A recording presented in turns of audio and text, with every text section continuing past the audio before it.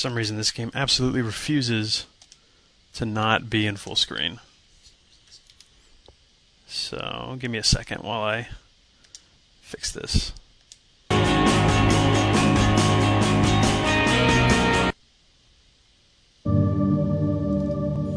That should be much better.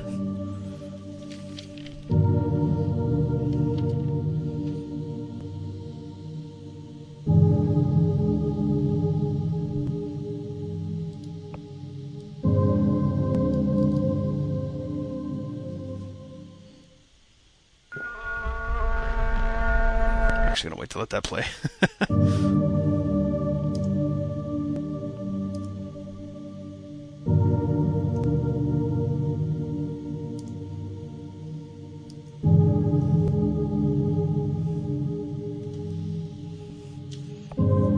How you doing, Damon?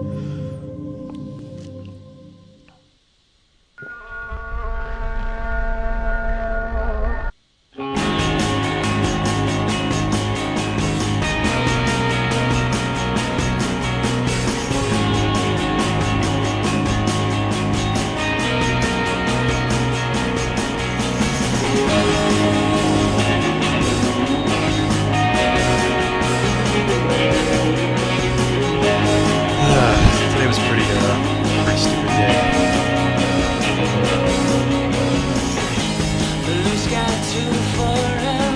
Is the stream looking okay?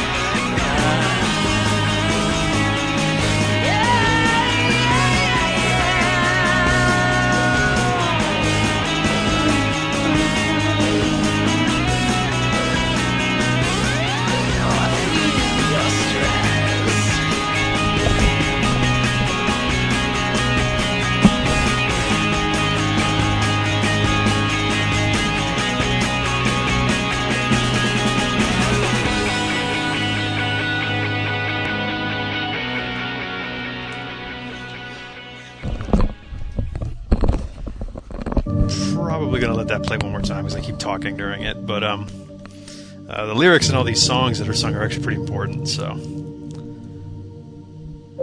and I actually need to do a new game. So, I would do an extra new game, but that'll skip a portion of the beginning.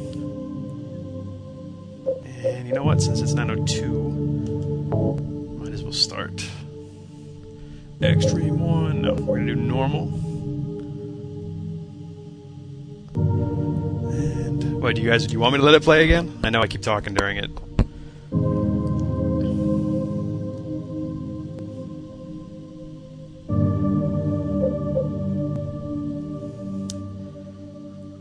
Okay, cool. No, I'm not doing hard riddles. I don't know enough Shakespeare. Let's see here. Everything should be okay. Normal.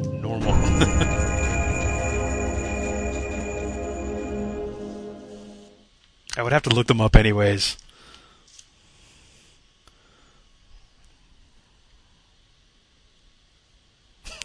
This is true.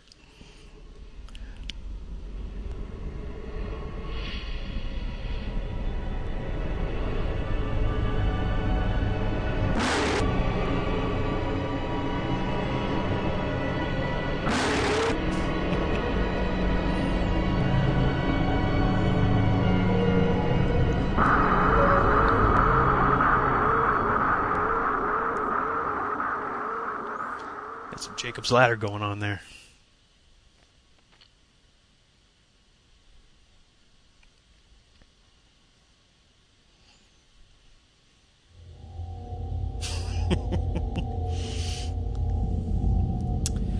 Well, this is the beginning of Silent Hill 3, which starts actually at the Lakeside Amusement Park.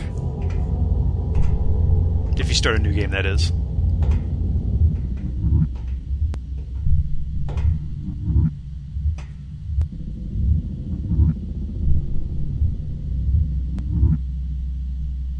Where am I?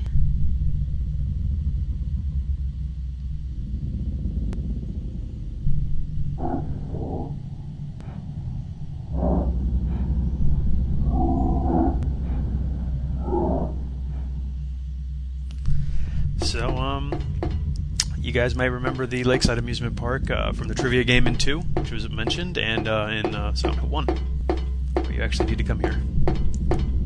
So you actually can't leave, you guys. And this is our heroine, Heather. Heather Mason. Here we have, I don't feel like making sure. This is actually, I believe, Robbie the Rabbit, who's the mascot for the Silent Hill Amusement Park here.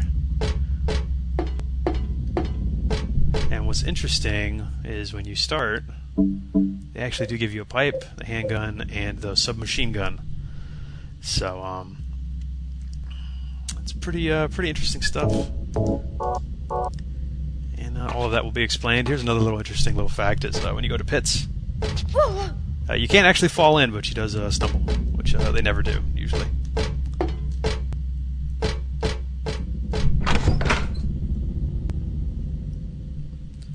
And let me think. When was Silent Hill? Silent Hill 3 was released, and it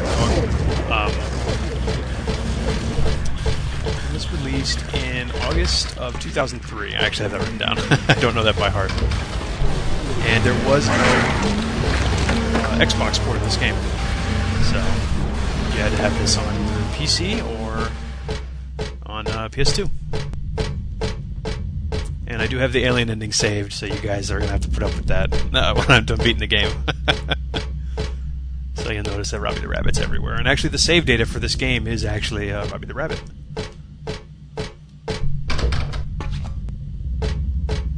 So the reason I'm not talking about monsters and things is become apparent here in a second.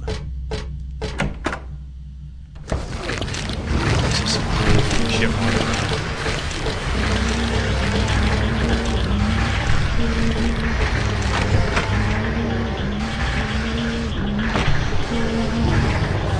The controls themselves really aren't too different from Silent Hill 1 and 2. I mean, obviously, they do get better every time. I'm not even sure if you guys can hear the sound effects.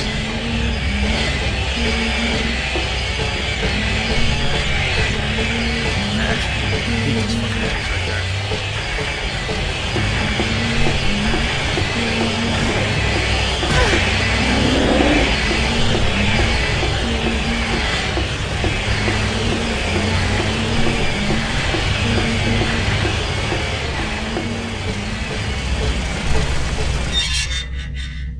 Yeah, the sound effects in this game are really kind of unnerving. I forget exactly what those enemies are called, but there really isn't too much about the monsters in this game. You do get some things every once in a while, but it's not like Silent Hill 2 where, you know, the monsters are, you know, tied to Heather here in any way. That's not to say that they're not significant in any way. They are.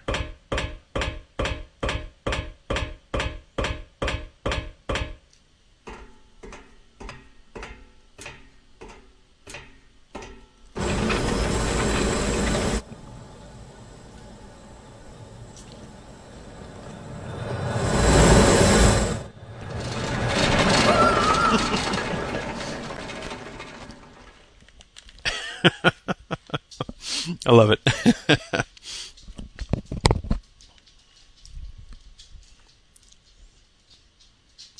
Yeah, I know, right?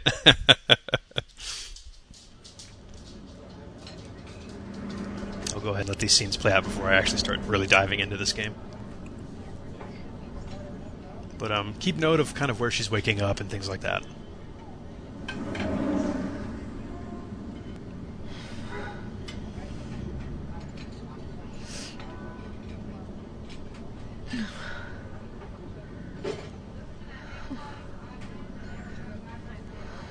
What a nightmare.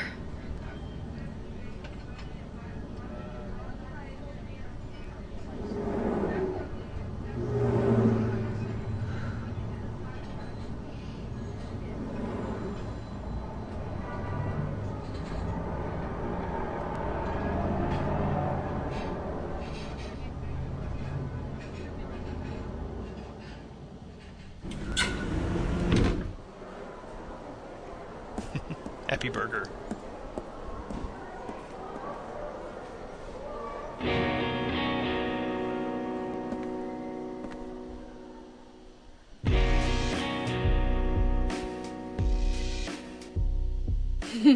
Dad, it's me. Yeah. Sorry I didn't call sooner. Yeah, I guess I was. Anyway, I'm coming home now. Oh, I didn't get that thing you asked me to. Okay. Okay, I will. I love you too, Dad.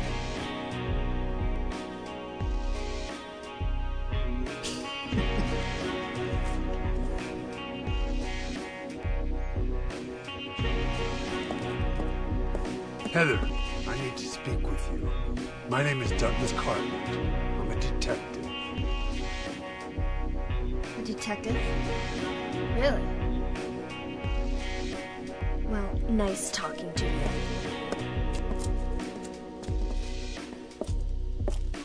Hold on. There's someone that wants to meet you. Just let me have an hour. No, half an hour of your time. My daddy always told me not to talk to strangers. This is very important. It's about your birth. I'm not interested.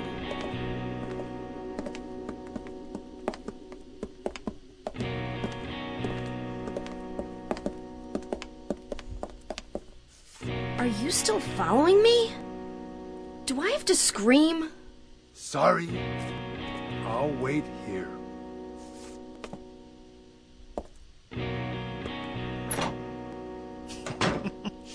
So, I don't know if anybody noticed, but at the very beginning, while Heather is actually having her dream, there were three circles, you know, kind of spinning inside of a larger circle. The circle motif and actually, you'll notice even the save points look like that. She makes note of it too. You know, she talks about familiar and things like that. Blah blah blah. That's actually a really big part of this game. And, you know, I really don't think giving away, you can't really give too much away on this game, but the circles do, you know, in fact, kind of symbolize rebirth and things like that. And one of those things that becomes apparent is that this game shares a lot of things about, or I should say, shares a lot of things that really do play out in, or already have played out in the first game. So, if you guys noticed, she has a dream, and she gets killed, much like her father, who she was actually talking on the phone with. I love how she runs. She runs like an idiot.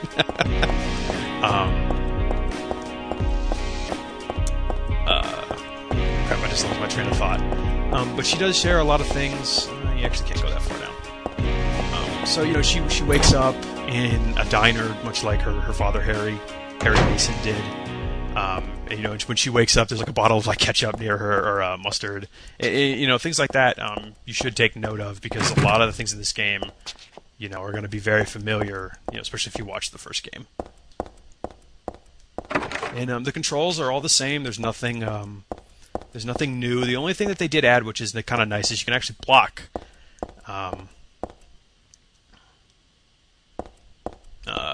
When you have your melee weapons.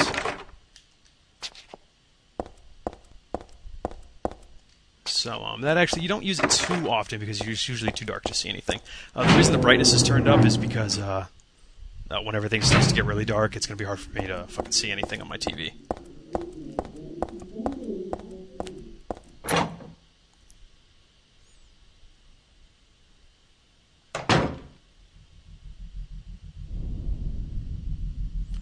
And I would like to think that this is actually the, obviously, one of the first weapons you get in the game, other than your knife, is the handgun, which you actually don't need to go out of your way to find.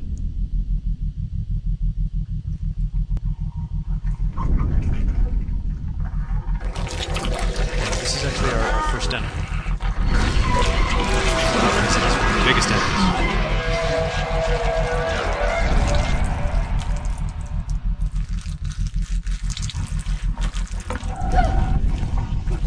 Stay back!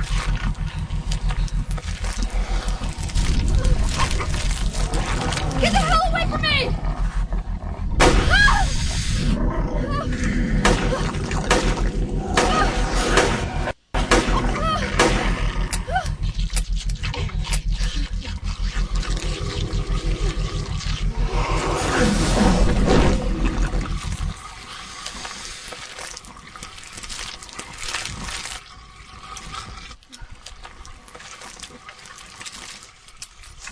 What the hell is this thing? That's a good, oh yeah, it's a monster, blah, blah, blah, blah, blah. I didn't realize that, yeah, she actually finds a gun in the shopping mall. That may be another little stab at us. Yeah, okay. So, this poor dead dude over here. There's no special models with him. It's not like on Silent Hill 2, where everything's James, things like that. Things are pretty straightforward in this game. So, as far as I'm concerned, I may not actually buy the HD remakes of Silent Hill 2 and 3, just because I actually own them. The only thing that would be kind of nice is having trophies. We'll have to see how the voices are when they finally do, when they get like a final mix-in and whatnot. I am not too happy with the new team for Silent Hill, so they've got a good way to go to impress me. Not that my opinion matters to them, but we'll see. If you don't own them, why not? Get them and take a chance. I have to read it down. That's actually funny you should mention a girly voice and whatnot. We actually were introduced to two characters. In this game fairly early on. We have Heather Mason, who is her name is actually derived from the girl who actually did her voice, Heather Morris, and did the motion capture for it. So I'm a little flustered today. I have 1,000 things to say, and I'm trying to make sure I get everything.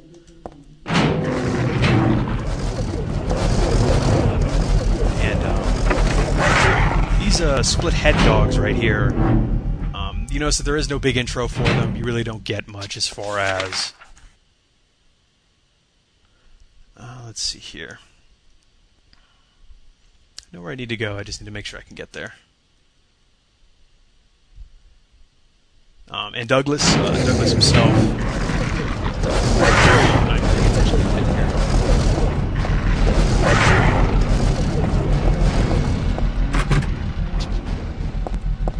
As usual, camera angles are still a problem for me.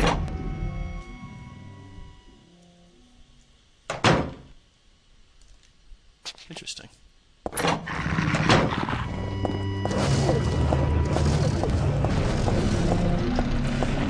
anyways, like I was saying, the dogs here, you notice that they're actually wrapped up in bandages, and the reason for that is, I'm trying to think of how I can say this without trying to.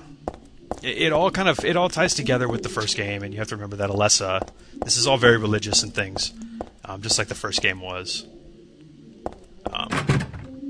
But Alessa was wrapped up in bandages after she was burned, and the dogs sort of mirror that in a way. Nothing too out there. I mean, we're not really going to be getting very much symbolism, things like that. Now, as far as Douglas Cortland is concerned, he was actually named after, let me make sure, a 1920s actor called Douglas Fairbanks, who, he doesn't look anything like him, but he actually did a bunch of silent movies in the 20s, like The Mask of Zorro, things like that. And you'll notice when you check doors, you actually don't stop. I want to say you don't stop time, but that's pretty much what happens. Nothing really stops for you.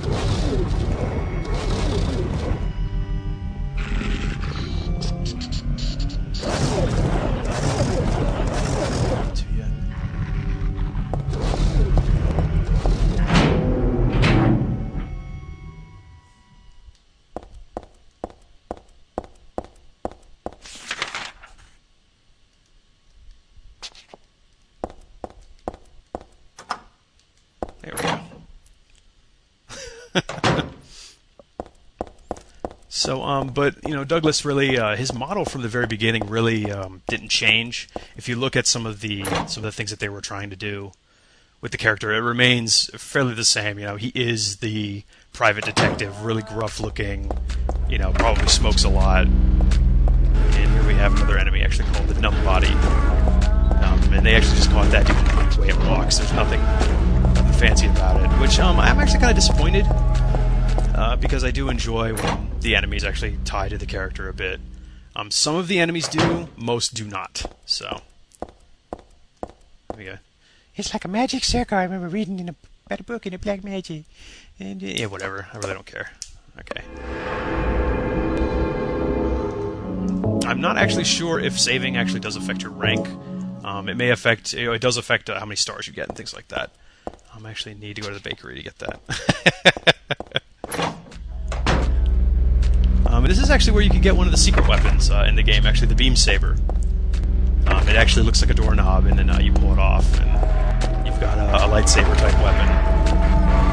These enemies are actually, you don't want to waste too much ammo in this game, because ammo is pretty scarce. Now that I think about it, I'm not sure I turned it times 3 again. So, again, I think I'm cheating for that, like Matt Stone. Actually missed a couple doors back here. You'll notice the enemies aren't too hard to dodge. They do have some like jumping attacks like that right there. You know, nothing to write home about.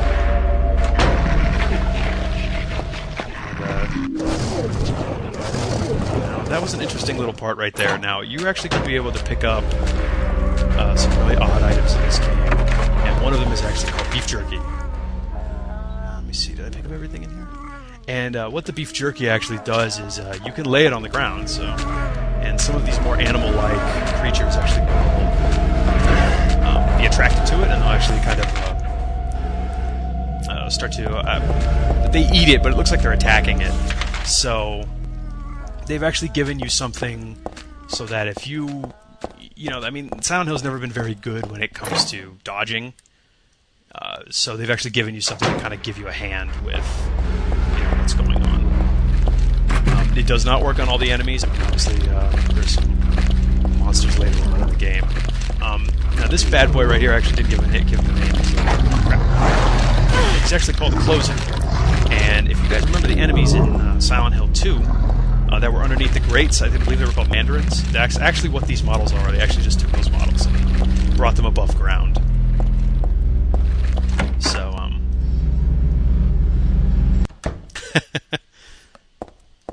so that's pretty much all they did for him, and I mean, he's big, he's lumbering, he gets in your way, that's what he's there for. So, I'm actually not sure why you can check this. Helen's Bakery.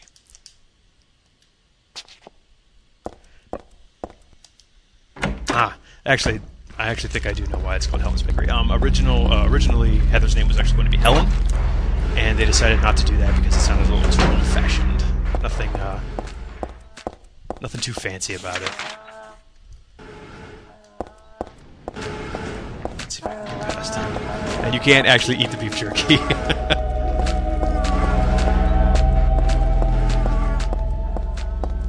That's a good point. You actually spend about an hour and a half not being in Silent Hill at all for the beginning portions of this game, which is kind of odd, but nothing that's too out of place. Well, actually, it might be up until this point, simply because in all the other games, you do kind of start in Silent Hill, and the further along in the series we go, you actually spend a little bit more time outside of Silent Hill, especially in the room. You actually spend about like 15 minutes in Silent Hill altogether. Alright, now that key should open up the door.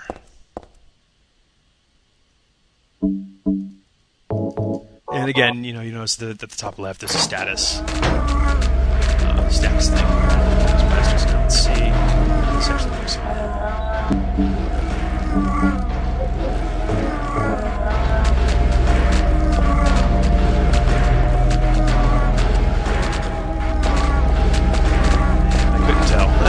It didn't look like they were going for it, but you actually find quite a bit of that throughout the game, so nothing to worry about.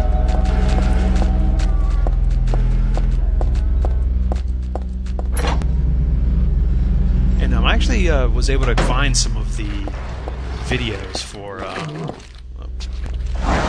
their attacks are real slow, but you really don't want to get hit by them. I got hit earlier, and that's why my health's pretty low. And like Silent Hill 2, this game actually does have a stamina meter, and there is and a health meter. You can unlock it in this game, so if you beat the game on hard mode, you can actually turn it on. And in my save game, which actually dates back to 2004, that's how long it's been since I've actually since I played this game before I got it again. I actually have everything turned on, so I checked it, so you guys get to check all the really crazy things that are in this game. Now, this is a really easy puzzle that can turn difficult very, very quickly if you turn it on hard mode. And the reason I say that is, like I've said before, let's see here. And these actually do need to be arranged depending on where the numbers are. In hard mode, they give you lines from, or they describe the plot of various Shakespearean plays. So you actually do need to know some Shakespeare in order to complete this puzzle. And even if you get everything, doesn't mean that you'll... Oops, that's actually a 5. So I'll pick you up.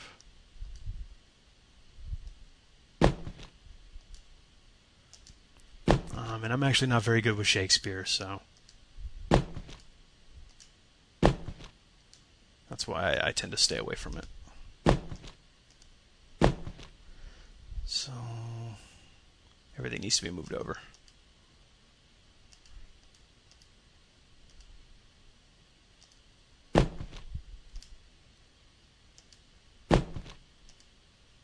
And on easy mode, what actually happens is when you put these, you just need to put the books in order, 1, 2, 3, 4, 5. And what's that, 4015. And all you do is just read the code, go up to the little key panel and type it in. On normal mode, you just kind of need to rearrange them. In hard mode, you better know your Shakespeare. And then they give you more numbers than you need. So, did I actually click that? There it goes. And you actually need to figure out what numbers you need to get rid of. I can equip this.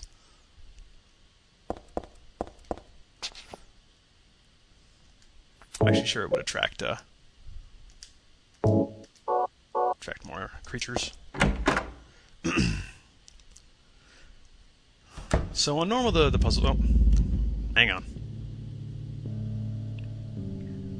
Hey, wait! What's going on? Where is everybody?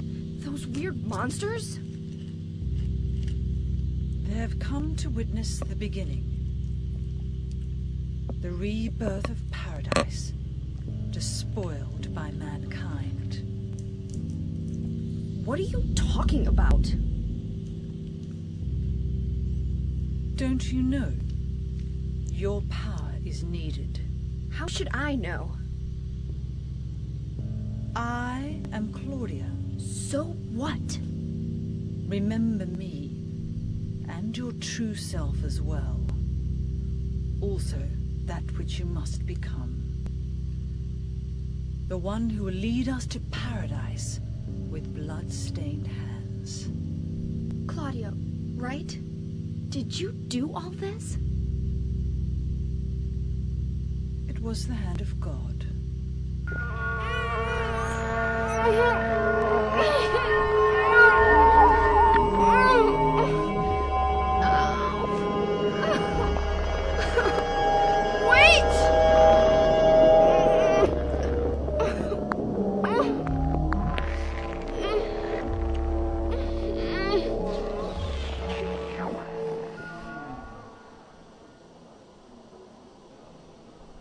I don't get it.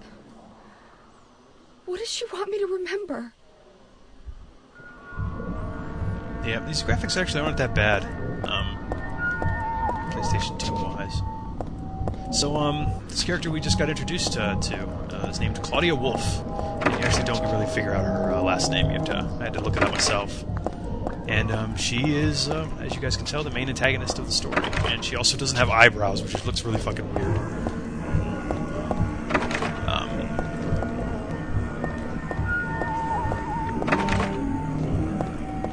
So she's kind of giving us some clues as to kind of what's going on, or why things are happening the way they are.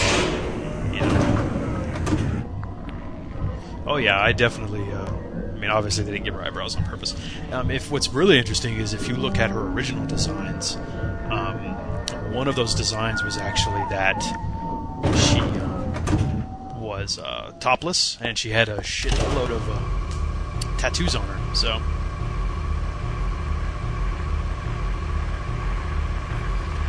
which is a really, really interesting design. She was also bald.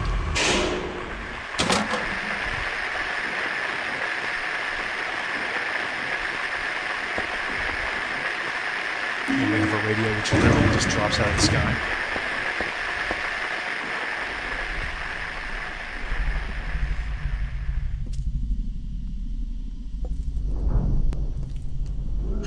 Excuse me.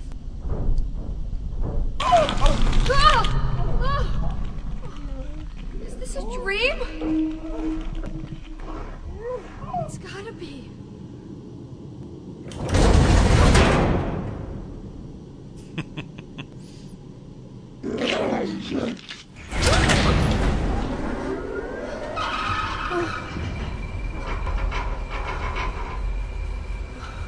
Not even a kid could believe in this.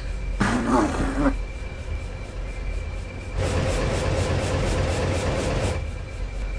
when am I going to wake up?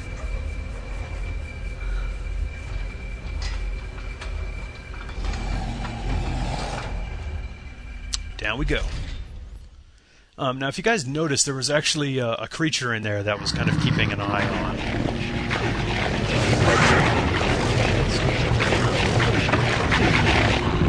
And you'll notice they're actually chewing on meat right now. That's actually supposed to give you a clue that it's actually. Not avoid them, but... Excuse me. But that, you really don't have to do too much of it.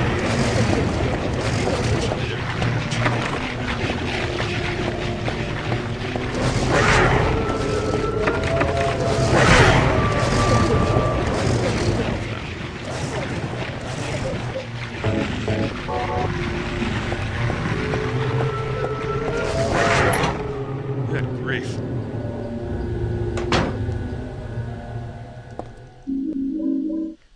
I would like to say that this game's pretty lenient when it comes to health and things, but it really isn't, so you do have to be kind of careful. So, and again, we have our symbol, more circles, so it's kind of the whole thing here. But anyways, like I was saying, the creature that was kind of watching Heather while she was in the elevator, actually, he never attacks you at any point in the game, but he's always around, usually when things start to get kind of twisted. And, effectively what he's doing, I believe his name is, you guys have to forgive me, it's usually like Valatiel, and the name is supposed to be similar to valet, it's like kind of an attendant, things like that. There's a reason for why he shoots what he does. And as the game progresses, I'll try to explain it. But when he does show up, kind of pay attention to what he's doing. Because it does kind of give you some insight as to kind of what's up with him and things like that.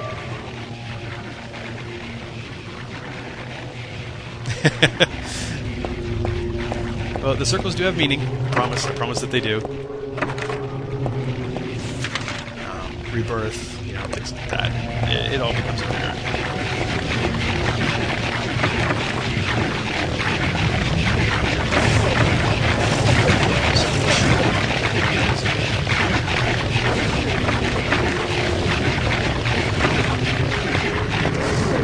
When you have your flashlight, it actually lets turn it off when you're around them.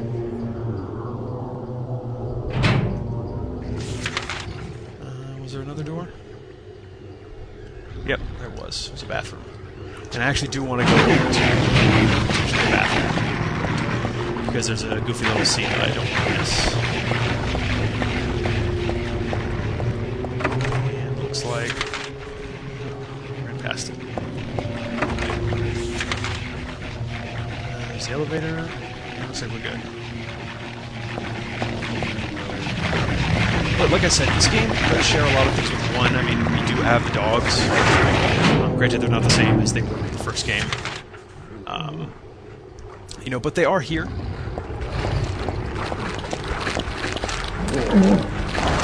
guys can see not super dodge, but you definitely don't want to get hit by them. There's actually an item that I really wish I could find right now. I know where it's at, but I just need to get there. Yeah, gotta make sure it's locked. And this is actually where you get your light. Thankfully, in this game, the pistol is actually a pretty decent weapon. So now we have our flashlight. Good stuff.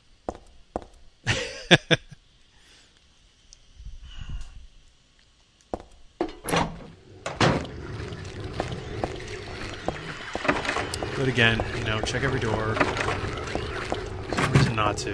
Granted, I missed a couple back there. Actually, I did miss a restroom. That's not a restroom.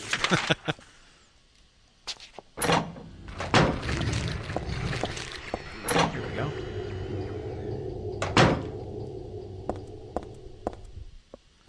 And I don't know if you guys remember when I was talking about keeping your Silent Hill 2 save data. This scene right here, which I'm about to do, you actually cannot get unless you have your save data on the same memory card. So now you notice it said that there's some blockage in there. Would you like to remove it? So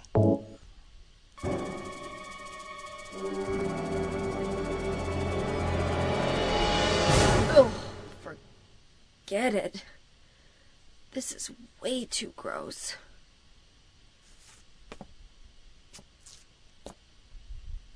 Who would even think of doing something so disgusting? That's great. That's just a funny little thing. If you guys remember James sticking his hand in in his hand in the toilet.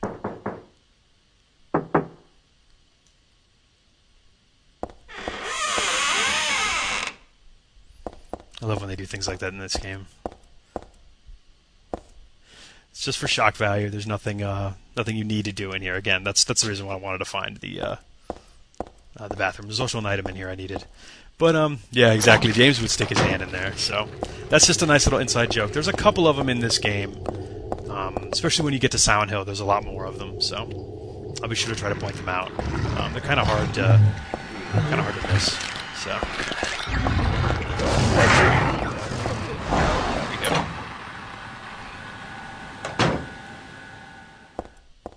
And what I am actually looking for there's a hangar. And the same thing kind of happens that it does in the other games, where if there's an item nearby, she'll actually go ahead and look at it. And what I actually just picked up, let's see here, item, the bulletproof vest, which is actually something very new to this game, which you can equip and you can leave it on, and you'll actually take reduced damage, but you run slower, so your movement's been obviously lessened, I guess you could call it. But you're not going to be running nearly as fast. So, but believe me, not taking as much damage is always a good thing.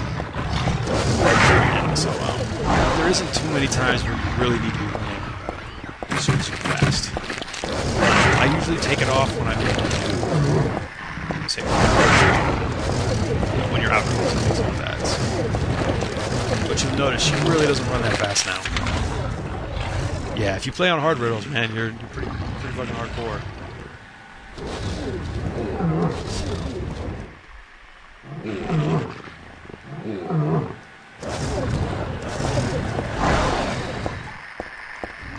But it's always a good idea to leave the bulletproof vest on in this game.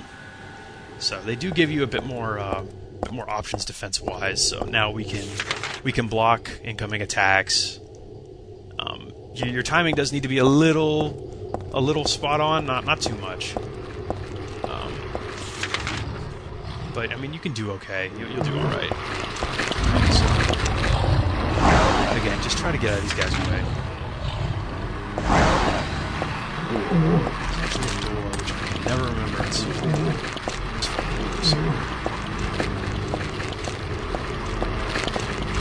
but these bad boys really are my attention. Well, actually, I think I found it right now. And yeah, like I said, that's for the reason why I didn't turn it on hard riddles, simply because I really just don't. It's cool to see it and to know that, hey, I need to know Shakespeare, or I need to know calculus in order to solve these riddles. The problem I have with it is I don't know Shakespeare that well, and also it would kind of defeat the purpose of me. Yeah, I'm casual, I admit it. I have beaten it on hard riddle mode before. If Bonus was in here, he could tell you. First time I turned it on, we sat on the first riddle for probably a couple hours. Yeah, I got blown up. I got blown up on my own stream, man.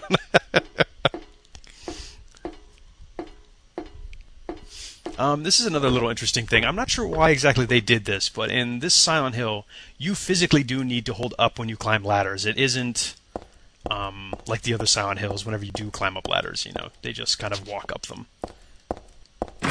No. So nothing. I actually find that to be kind of inconvenient at times, because I'll click on it and then just wait. Now I see this TV over here. This is actually another scene that's actually shared in Silent Hill 1. So if you guys look closely, you guys will know what I'm talking about.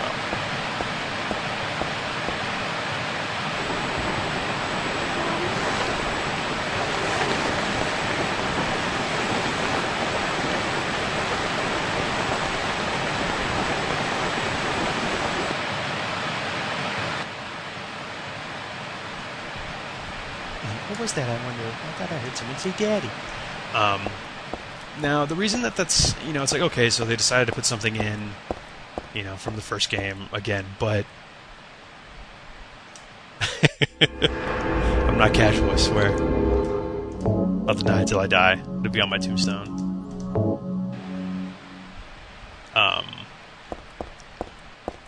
But in the first Silent Hill, you were actually... I don't know if you guys were able to see it, but you actually should be able to see Cheryl, little tiny Cheryl from Silent Hill 1, in the monitor. It's very quick where she shows up, and the reason that's kind of important is because in the first Silent Hill, yes, I'm doing this whole game tonight. And the reason that's important is because when Harry arrives in the shopping center, he actually does see Cheryl on some monitors, and when he's near some escalators. A lot of the things that happen in this game really, they're doing it on purpose. It's not just like, hey, wouldn't this be cool is actually, has a lot to do with the game as a whole. And remember, circles, everything, repeating, rebirth, pretty much anything you can think of as souls. Yep, this game's probably going to take a little bit, but do my best. The game wouldn't take long at all if I just busted out the infinite submachine gun. Monsters.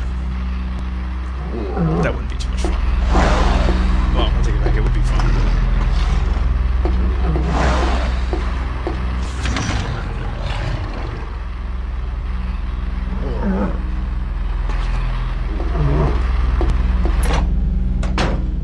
Yeah, the lightsaber's actually pretty cool.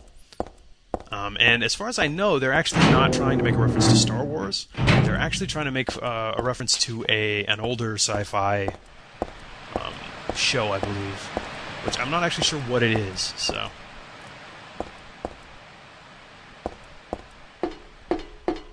yeah, and some of the more weird things you can get in this game is actually called the Heather Beam.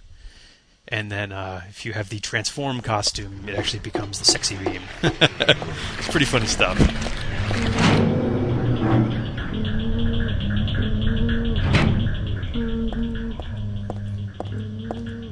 And this is kind of disgusting.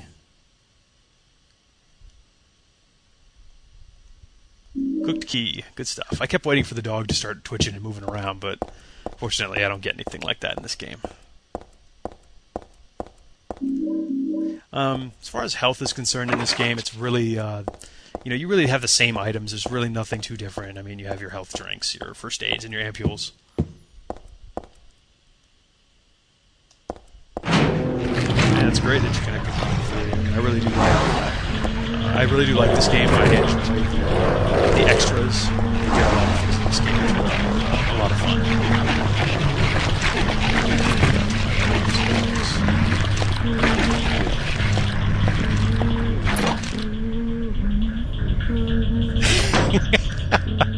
Well played. Well played indeed.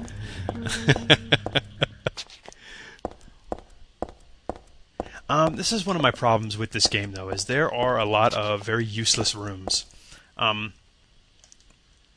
Which I guess isn't a bad thing. It's not like every time you go through you have to do something. But there are a couple rooms you walk into where literally there's just a bunch of monsters inside of them. And you fight them, you waste a bunch of health and time, and you realize there's nothing in there. Not even like a small item. So just gotta keep your eyes out for certain things. And there's actually a door with a moon back there, which you need a small item for to open. Yeah, that's actually a really cool room. I actually like that room with the mirror. They do some fun things, but in the hospital there's a couple rooms I ran into where literally there's just, like, look out, 3 nurses, and then nothing really happens. You're just kind of like, oh, okay. But, you know what, not a big deal. So we're starting to get some really weird things in here, There's bodies on gurneys just in the middle of this shopping mall. And I don't believe I should have actually come this way. Oh, no, I should have.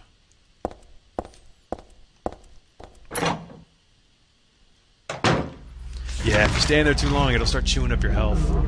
It's not a lot of fun. And we actually need to use the barbecue dog key. I believe it's this one.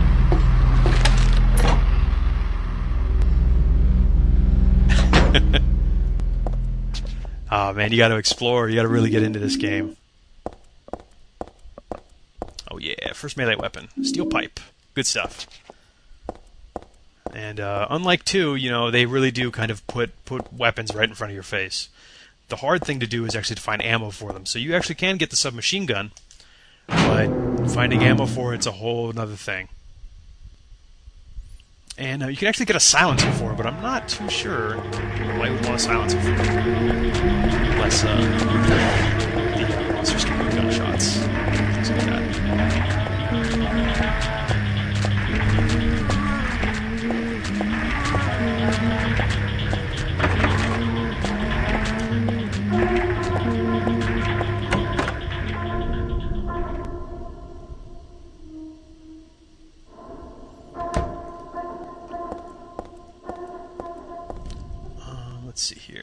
This might be one of those rooms where there's just nothing happening.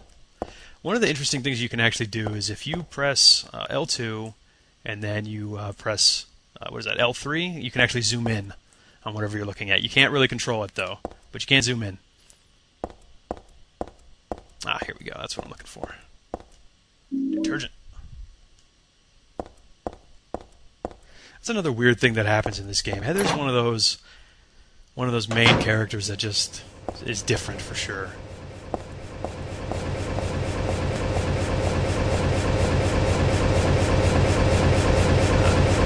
Again, I'm going to keep pointing out things like this. There's things spinning. I mean, there's a family, and obviously the family's been around for a while. It's not something new, but it happens a lot in this game. There's lots of circles.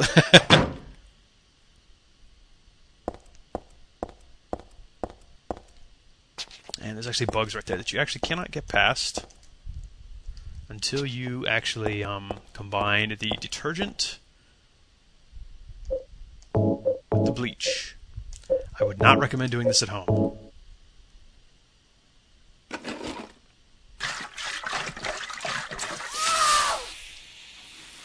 I love her reaction to that.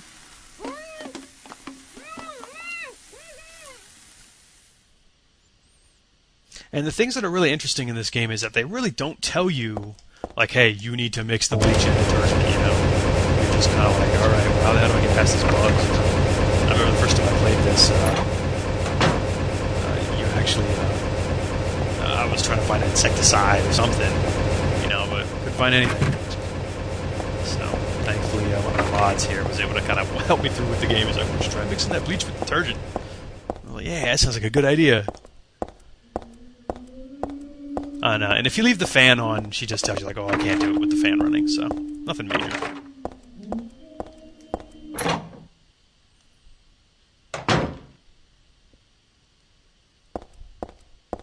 So again, we got more beef jerky. And they do give you a lot of it, so, I mean, you know, don't hesitate to use that stuff. I mean, they really do give you a lot of options in this game.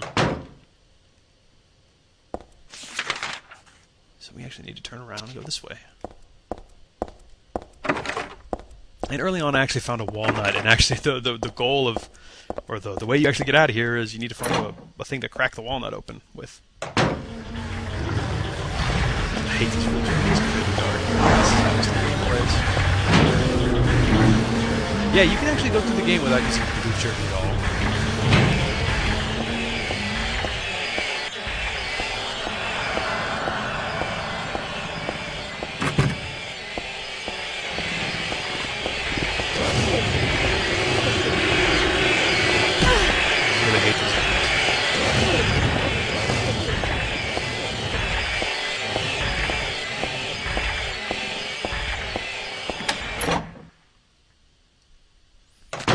You guys aren't the only ones.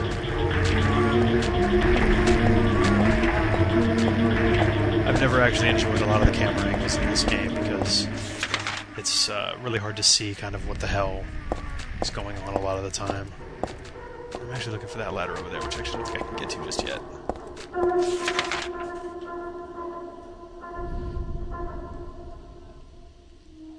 So I know where I need to go, I just need to remember how to get there.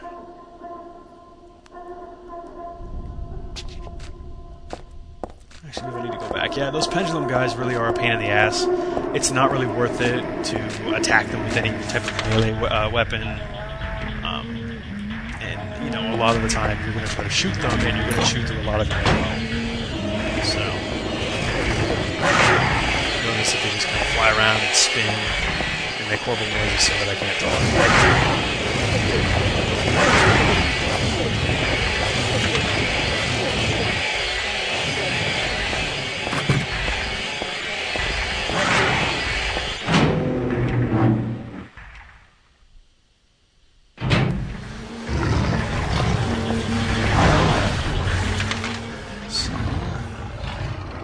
Try to see how many more doors are locked. And again, this is the beginning of the game. I mean, we haven't even gotten out of the mall yet. So you really do spend a lot of time outside of Silent Hill. And when you get there, I don't want to say you don't spend too much time there, but you kind of don't. I mean, you do spend some time there, but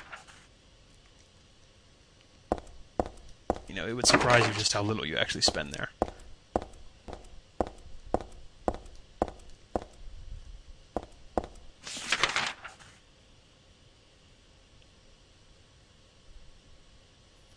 So, sorry guys, I'm just looking to see where everything is at the moment. And again, sometimes you want to take off this vest.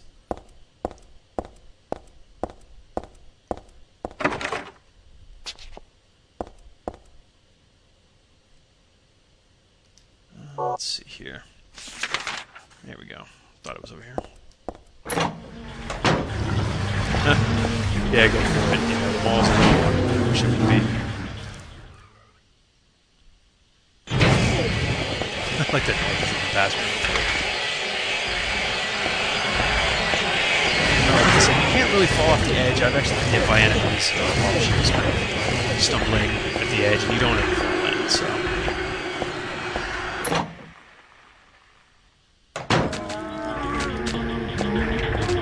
There's not really a lot of symbolism going on. It's pretty much like, oh no, there's some fucking shit going on. Let's get out of here.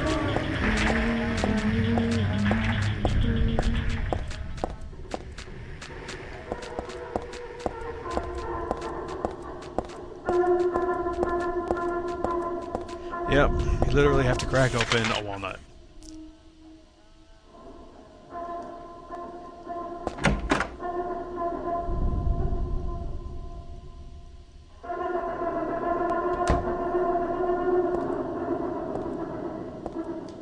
Yeah, I haven't been too happy with the newer Silent Hills at all.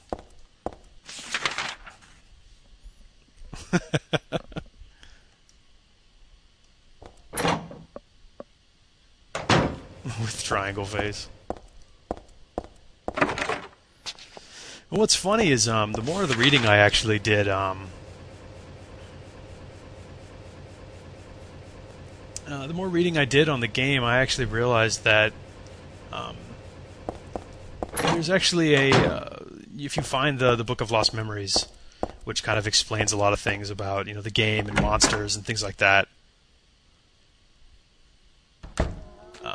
they actually kind of make note of something that the Walter Sullivan, the bad guy of the Room, he mentions one point that a red monster was attacking him, and a lot of people thought that it was Pyramid Head.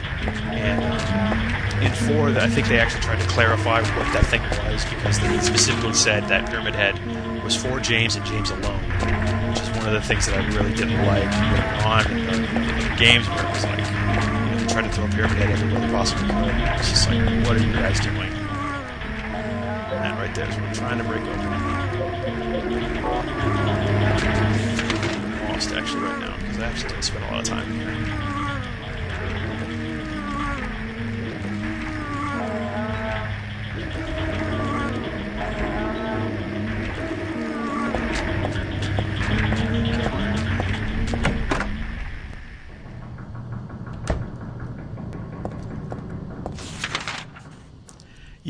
Yeah, Silent Hill 4 was kind of like a side story, and I'll be honest, I'm not looking forward to playing it again, but it'll be interesting to kind of play it and see if, a lot of the things that I didn't like, are they still there, or will I have kind of a fresh perspective on the whole thing.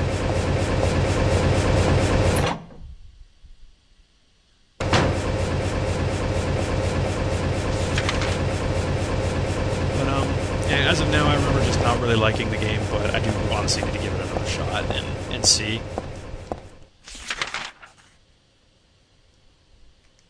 Because I remember, they do have, like, melee weapon item degradation, which, you ask anybody, nobody likes that. Nobody likes it when your weapons start falling apart.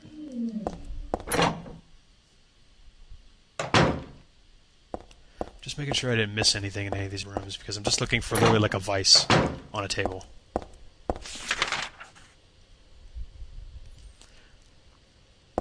Yeah, that was the first time they actually tried to emphasize combat a little bit, and I'll be honest, I didn't really appreciate it very much. No, I haven't passed any man.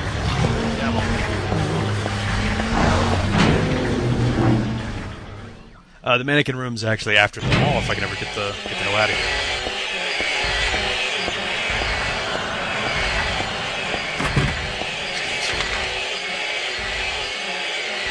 Make sure there's no room on that accident.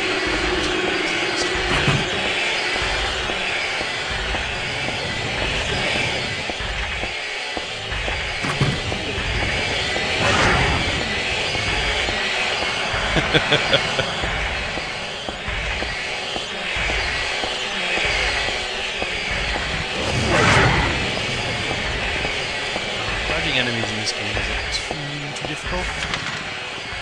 Yeah, the subway's kind of a pain in the ass. There we go. Thought there was nothing I didn't find. And here it is. Okay. Note to self: don't trust the map all the time.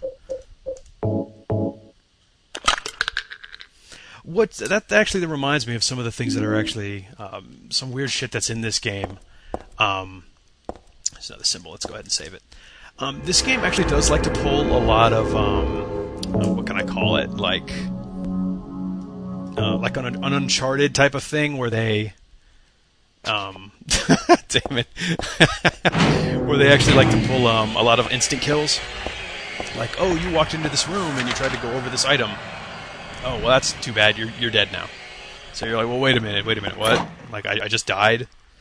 So, I really don't like things like that, but they do it a couple of times in this game.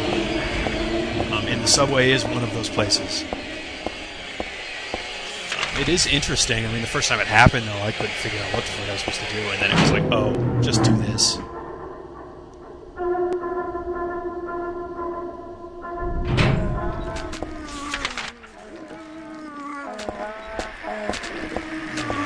You can tell when you're actually making progress when enemies are in your way. And also, if you guys don't notice, I haven't actually fired a shot with this. When you pick up the gun, though, it actually has no ammo in it.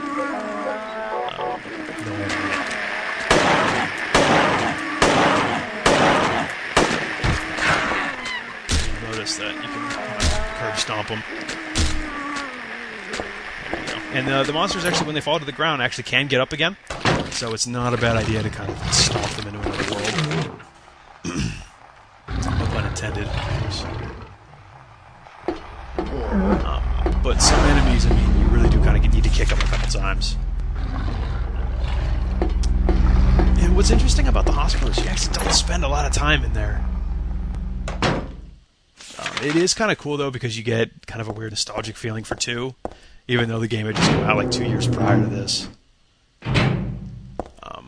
Actually, I know where I'm going. I don't need a map now. So that moonstone we actually picked up is going to unlock this door with the moon on it up here, which you guys may not have seen when I came up here the first time.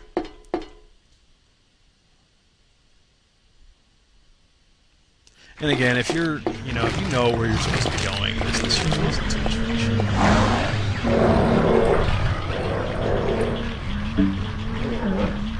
Here we are.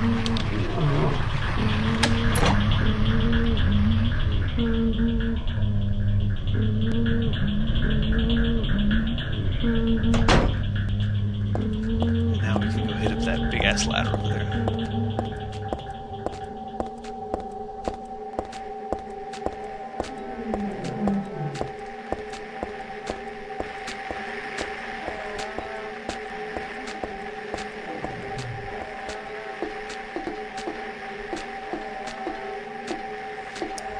And like I said, I have to hold down, and I'm just being picky at this point. Why do I need to do this? Whatever. Not a big deal.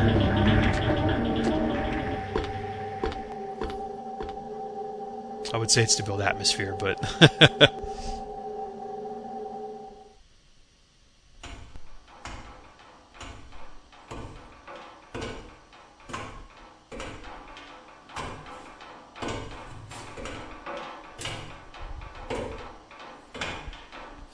And this little section right here is actually fairly reminiscent of 1. Now, granted, Harry fell into a pit, but she, from a mall. But now Heather has descended into a pit, and now she can't get out. And both times that her father and her fell into a pit, they have to fight a boss. So yeah, this is actually a giant worm boss, which is his name's actually just called Split Worm. And I'll give you guys some interesting info after I fight him.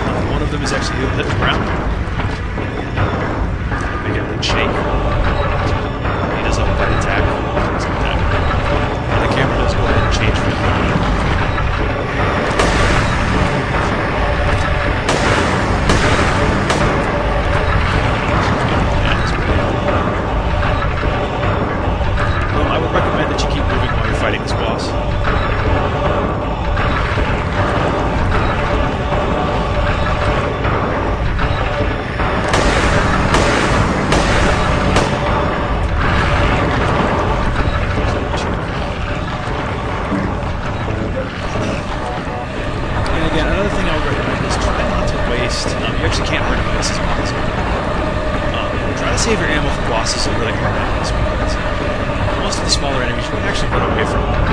We've turned things like that.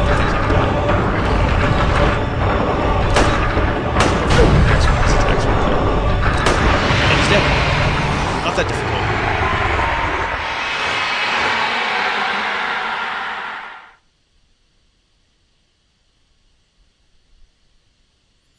Yeah, this fight is really easy with that SMG. He pops out once, spray into him, he's dead.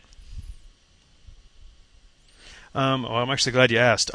That enemy is actually supposed to mirror the very first boss in Silent Hill 1, which actually was a kind of a giant lizard. I'll wait for this finish. Wait for this to finish. It's the shopping mall just like before.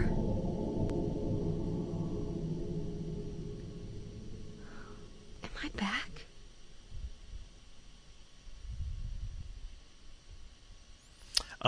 Like I was saying, the first boss that you fight in Silent Hill 1 is actually a giant lizard whose head does split open. So if you guys remember, I said that this game shares, there's a lot of parallels between 1 and 3, and and they're obviously doing that on purpose.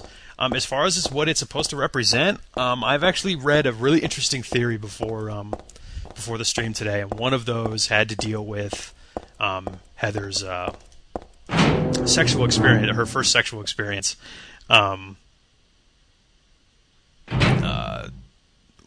And this is really weird. Okay, I'll wait. Heather! It's you. What just happened? You must be one of them. What did I do? And what do you mean by one of them? You're in on this with that Claudia, aren't you? Claudia? What about her? She asked me to find you, that's all. So you are one of them. Claudia did all that? Look, I was just hired to find you. I'm not on anybody's side. I don't know anything about this. Why don't you start by telling me what happened here? And that monster. What the hell was that? I don't know any more than you do. All I know is that things are getting really screwy around here, and I got a weird feeling it's got something to do with me. Maybe you're just an innocent bystander, but I can't feel sorry for you because you dragged me into this. If you hadn't found me... What are you talking about? What's so special about you anyway? If I knew that, I wouldn't be so confused, would I? But I know there's something. Something I've been running from and forgot for a long time.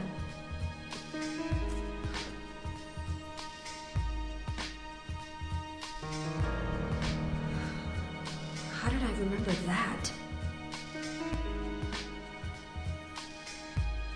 What's wrong?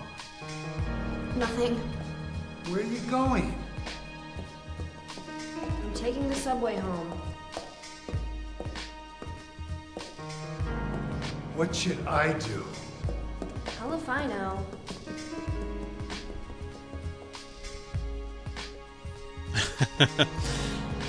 Okay. I saw like a million questions while that scene was going on. Can of Sprites, you are right. I actually should have put it in the Konami code. If you put in the Konami code at the beginning of this game, Douglas will be in his underwear during every scene, which is fucking hilarious. Now, like I was saying about the split worm, one of the theories behind one of kind of the what's the word I'm trying to think of? I guess like what it symbolizes is supposed to be her first sexual experience, which was supposed to be painful because the worm is supposed to represent, a phallus. It's a big cock and it's got teeth on it. So that was one of the theories, but there isn't a lot of sex in this game, So I'm kind of doubting that. As far as I see it, it's just kind of a a parallel with the first boss. It's just a big worm instead. Harry falls into a pit and he has to fight that worm, which eventually turns into that giant butterfly thing.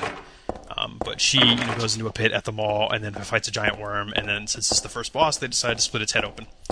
So yeah, it's about as much as I can think. Now, as far as Silent Hill 2 has lots of sexual references, and I'm not kidding about that. If you watch my other stream of it, you'll notice a lot of the enemies are very sexualized, things like that. So pretty much. Now that paper I just read actually talks about a guy who fell onto the tracks and he gets killed by a train. So just making sure, looking around. Last time I did this, I actually didn't find the map, which I'm not sure if there is a map, so I was kind of lost. Now, as far as like the Cheryl and the whole age thing is concerned, you can actually look up the different, like the age differences and things like that, but the official ending for Silent Hill 1 is that because you didn't eat enough sandwiches, man, is that Harry gets out of Silent Hill and he has a new baby with him. And so obviously this baby is Heather, and there's no spoilers involved with that. That's just how. If I can find that area, yeah, I'll let him push me onto the tracks.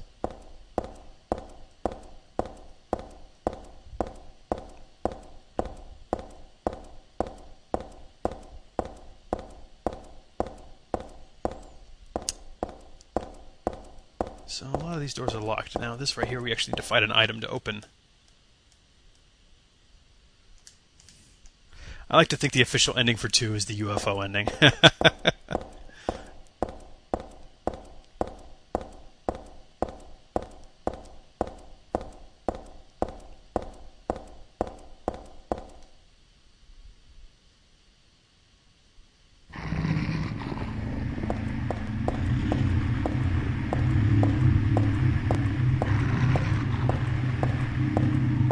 There should be some dogs running around in here, if I'm not mistaken.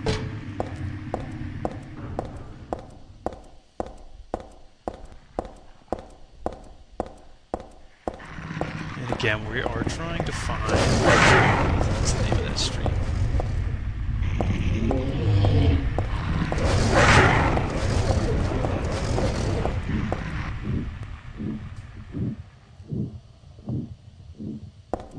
One of the things I actually don't like about this game is the fact that here's that item we were looking for. The radio itself, you'll notice that the radio really doesn't seem to go off. It's like when monsters show up, a lot of really weird music kind of picks up. And I guess maybe that could be the radio itself.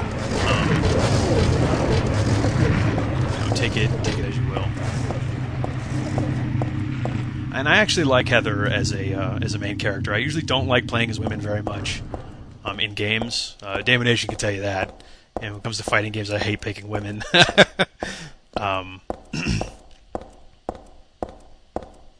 Yeah, maybe I should turn it up. You know what? Let's do that, just because you mentioned that. Oof. Alright, I'm turn it down. I'd leave it as it is, not a big deal. Here we go.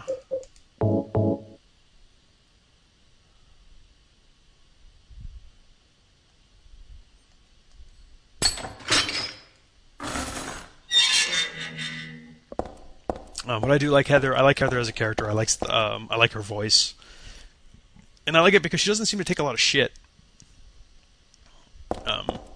Especially when a lot of other characters show up in the game, she's very kind of like, "Shut up, you know, I'm gonna kick your ass."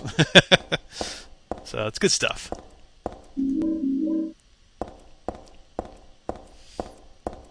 And again, this could be another reference to guns and America. You know, it's a present, and there's a shotgun in it. So, that's where you get your shotgun from. But, then again, it could be a reference to, perhaps a mob movie. One of the movies that actually was influenced, or I should say this game was influenced by, is actually a movie called Session 9. This enemy right here is actually called, what's this enemy called? Something Cancer. Insane Cancer, there we go. He takes a lot of damage, so... Yeah, could be a reference to Mirror 2. And yes, he does look like a boomer from Left 4 Dead. Great game. Oh, and Damon, I may be picking up Dead Island pretty soon, so maybe we could stream some of that if I can get a new PC up to snuff.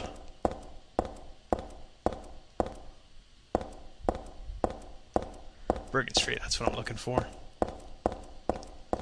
But like I was saying, one of the Session 9 actually influenced a lot of things in this game. There are a couple of visual references, and there's actually some sound effects taken from the movie and put into this game. I actually did not find Vincent boring, but I'll explain why. Yes, for PS3, Damon.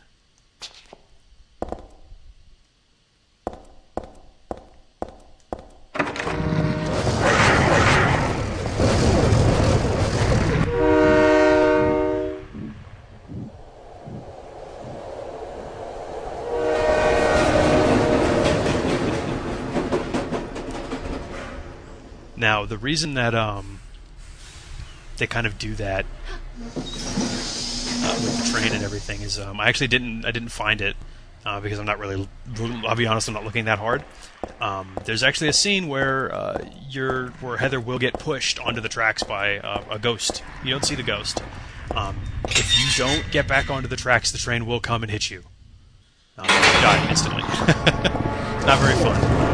So when you see that door and you jump down, you go check it out, and then the door's locked, and then you hear the train coming, you get kind of worried, and then of course you don't get hit. So the game does like to fuck with you a little bit. It's a lot of fun. But yes, you can get hit by the train. It's not very gory. It kind of hits her, and you hear her kind of screaming a little bit.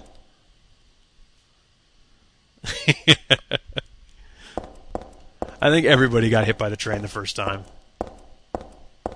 because you don't really know. And when you're on this train for this section, I'm always reminded of fucking Predator 2.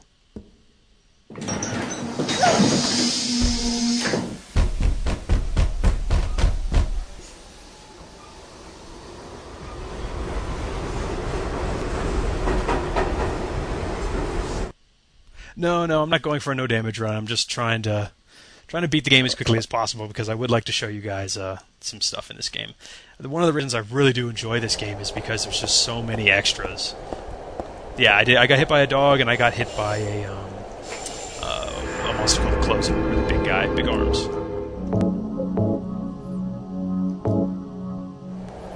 I really don't care about my rank or anything like that. So, an interesting fact is you can also there's only one ending you can get at the beginning of the game. So, I'm not trying to impress anybody. So one of my favorite things to do is you can just stomp the hell out of these enemies. And actually, if you don't, sometimes they'll actually block your path, so you do kind of want to stomp on them a little bit. Yeah, I did the toilet already. I'm sorry if you missed it. One of my favorite. This section right here, I'm always waiting for like the predator to jump down through the roof and start killing everybody.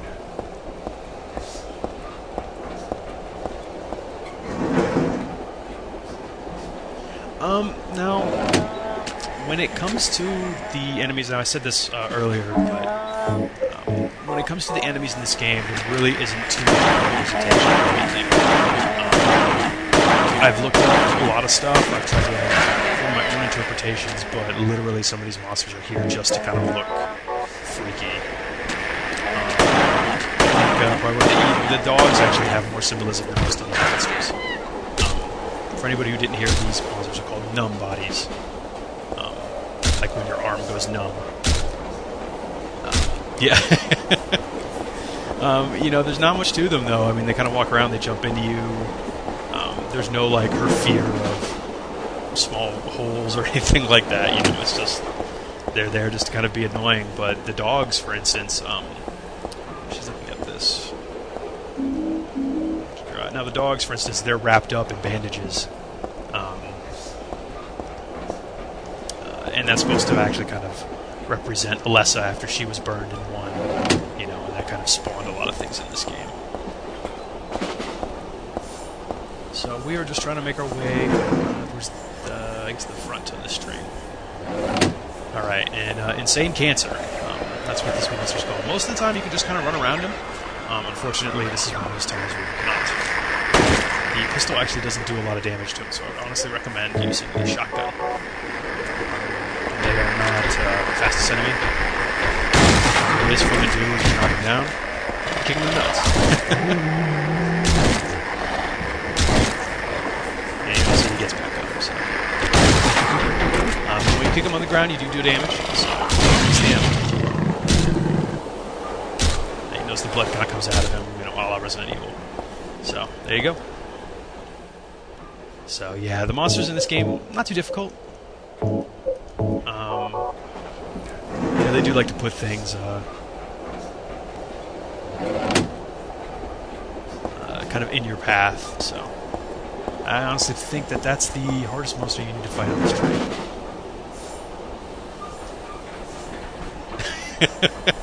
Damn right, Damon, damn right.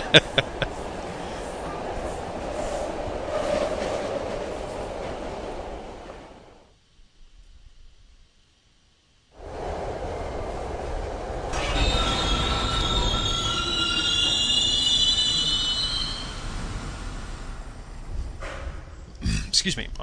I am playing this game on the PS3, but I am using my old fat PS3 for it. So this is the PlayStation 2 disc. So it doesn't look too bad, huh?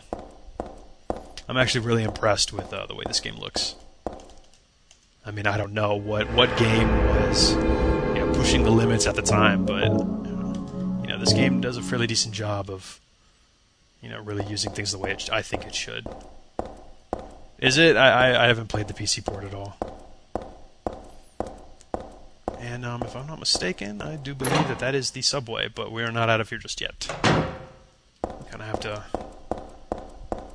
you know, run through a couple more things here. Now, you know, there are a couple staircases that go down. There's not a lot of holes to jump through. You know, so it's really hard to play a game like Silent Hill 2 and then play this game and really, like, you dig deep and you really try to figure out, you know, well, what does this mean? What does that mean? And some of it is like, hey, the monster just looks weird. So.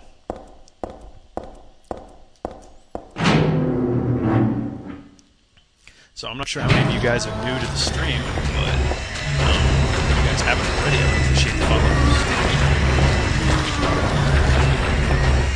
I also want to thank you guys for watching me again.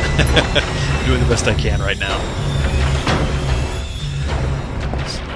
Hopefully you guys have had a good week. You guys are enjoying your weekend so far.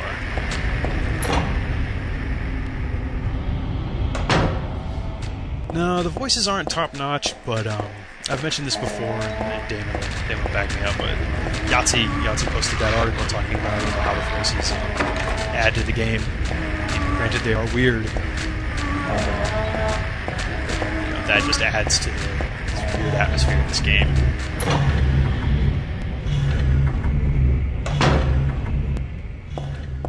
Here we go. Another, the Maul. Another really good melee weapon in this game. It's very slow, though. Here's the map. I actually missed this the first time I came in here. And again, the map is extremely important in Silent Hill games. You'll notice I check the map every 15 seconds. So do yourself a favor and check the map.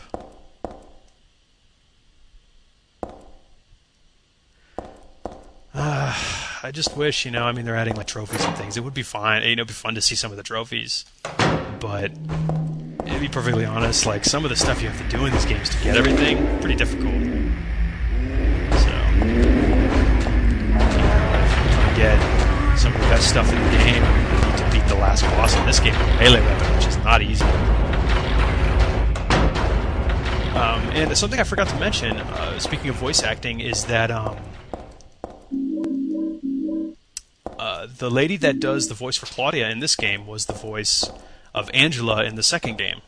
So if you go back and you watch 2, after seeing this one, you can kind of hear some hints of Claudia, or vice versa.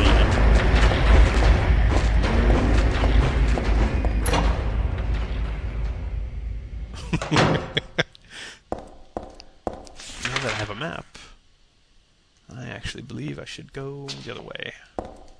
And the Maul weapon that I just picked up is very, very slow, but it fucking hits like a truck. So it's a pretty interesting weapon. It's not a bad weapon by any means. Now you have to forgive me, I actually don't know a lot of voice actors in this game. And speaking of Claudia, her original name was actually going to be Christy, but they figured that name was too cute for a character like hers, and I'm inclined to agree. I can't imagine a character named Fuck is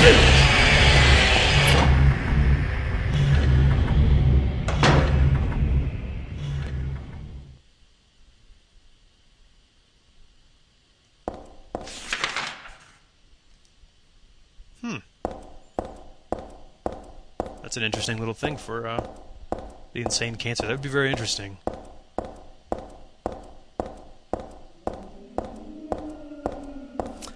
Yeah, the songs in this game actually do, I don't want to say they play an important role, but they do kind of, I don't want to say narrate, but they kind of give you some insight into Heather a bit. So it's really hard to kind of listen to the songs. I mean, the easiest song to listen to is, obviously the last one, and the very first one, and you can look up the lyrics, and see if, if you guys can pick up anything, but I honestly didn't have time to read through, 7 or 8 songs and explicate them like they're poems. So, but they do kind of offer you some interesting insight into kind of Heather's mindset at the time.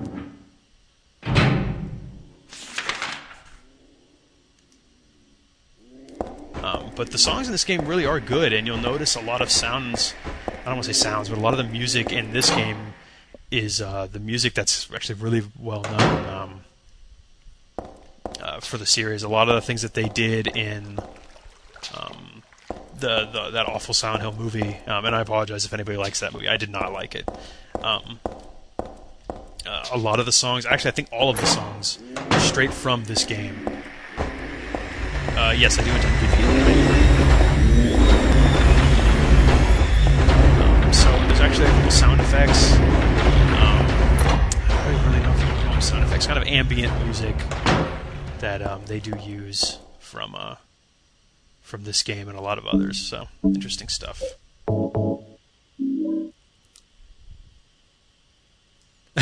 Don't apologize. Like it's my fault. Like.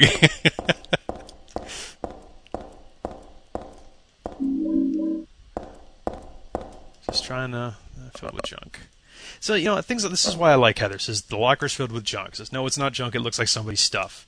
It's little things like that I enjoy Heather as a character. She feels real, and I think that's one of the things I really liked about these games as a whole is all the characters feel, sometimes the voices are a little off, but, to me, Heather feels like a human put a character in this situation. Well, maybe Sam can do it. I think Heather knows all of those things.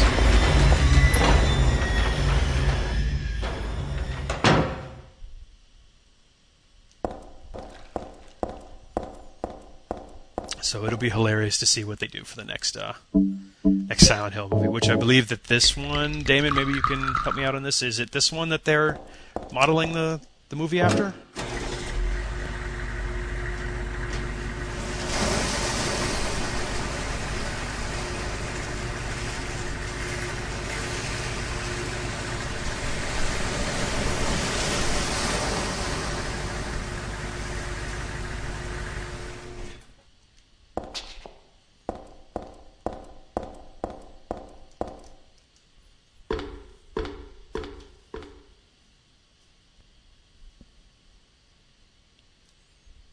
Alrighty. And like every other game that I don't like, eventually you have to run around in the sewers. Thankfully, you really don't need to do that, so... actually, you really don't need to do it very much in this game, but I fucking hate sewer levels. 3D, oh boy.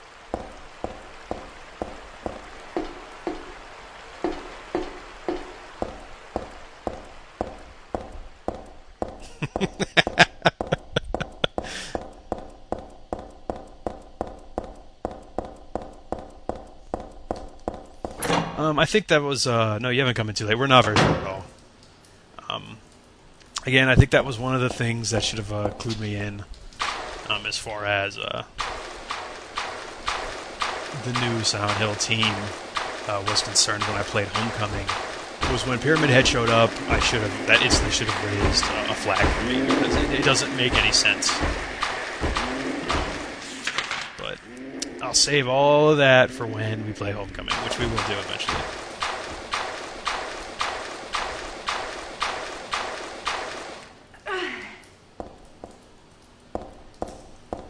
Yeah, Pyramid Head has no business being outside of Silent Hill 2.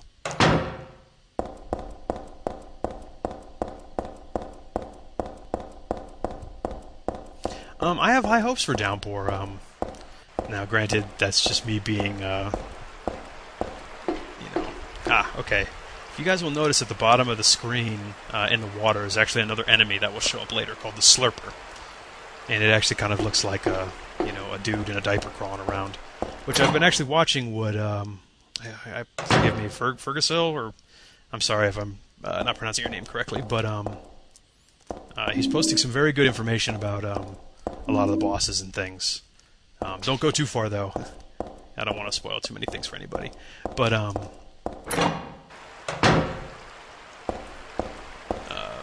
now you notice the monster's gone. I passed by pretty quick. Now, see, now that I didn't know. Is Korn the actual people doing the theme song? I honestly know very little about the game. All I know is that the main character is, like a criminal. That's all I know. So, if there's been other information that's been, leaked or told to us, I don't know about it. That's why I'm hopeful. So, we'll see. I will be getting it. I will be playing it. So, not sure what to tell you.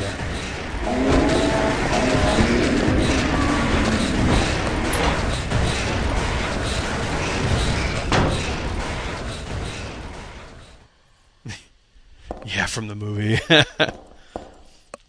This is one of those scenes where you actually can die instantly. I call it a scene, like it's a movie. It's one of these areas. Yeah, you can get some very, very interesting stuff in this game. You'll have to forgive me because I don't know where it's at, but I actually could not do it in a new game. You actually have to do it in a new game, like a extra, like New Game Plus. Okay, so what will actually happen is if you try to walk across this little path right here, there's some tentacles that will actually grab you and drag you into the water and kill you.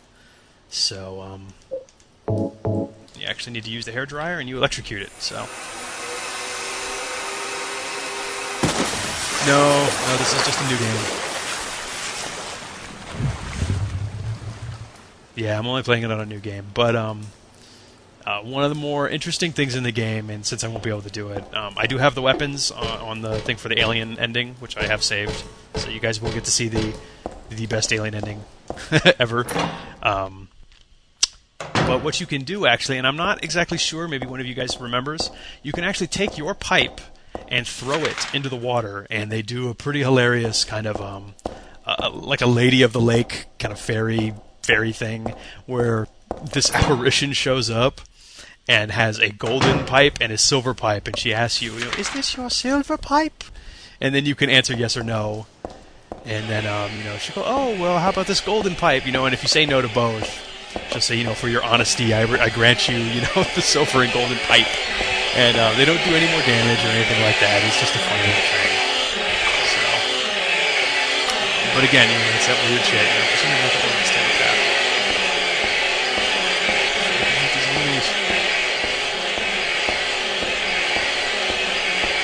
And again, that may be a reference to something, so maybe one of you guys knows. But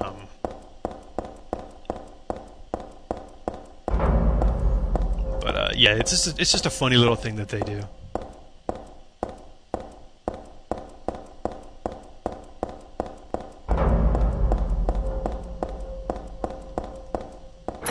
Again, anything in this game is just I really love all the references to just some weird, wacky stuff. So, and that is, I guess you could call that the sewers, and that was the subway.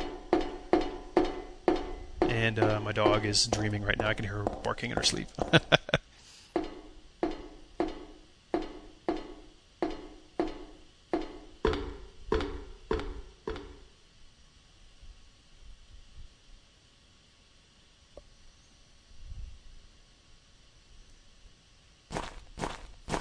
Right, now we're on the outside. Which is weird to be running around kind of like... Well, we're not technically in the streets just yet, but... to be running around in an area that's not Silent Hill, out into the road, that's some pretty interesting stuff. And again, I'm not worried about saving or anything. But, again, for anybody who hopped in, I mentioned before that circles play a big part, of this game. Is that the save points are 3 circles in a bigger circle, or inside of a slightly larger circle inside of another circle. So, yeah, now we're going into the construction site. So, let's see here. This area isn't too bad.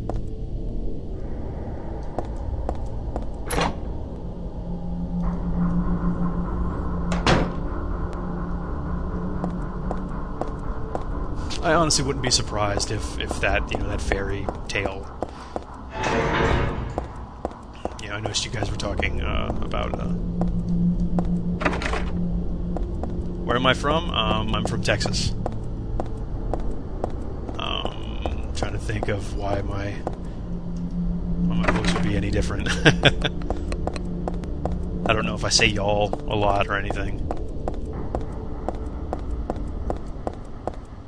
Sure, it depends on what the favor is. No, I actually don't own a single weapon. I've shot a handgun once. And it was actually kind of terrifying. Really, shooting a gun. My hands were shaking a lot because, you realize you can kill somebody with it. It's pretty intense. Sing? Oh, I can't sing.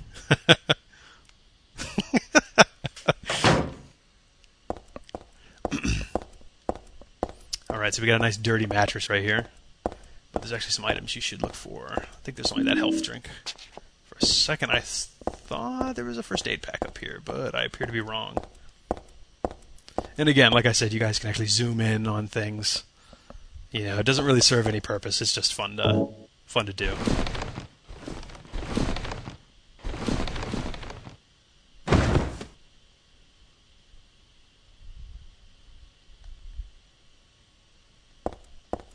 And you actually cannot jump down unless you put the mattress down there. And you actually have to physically jump down. This is a really old headset that I actually have. I can't hear out of it, so I just use it for the mic itself. Alright, so now that we've jumped down to the lower levels, we can actually hop on outside. There's actually more of these pendulum fuckers out here.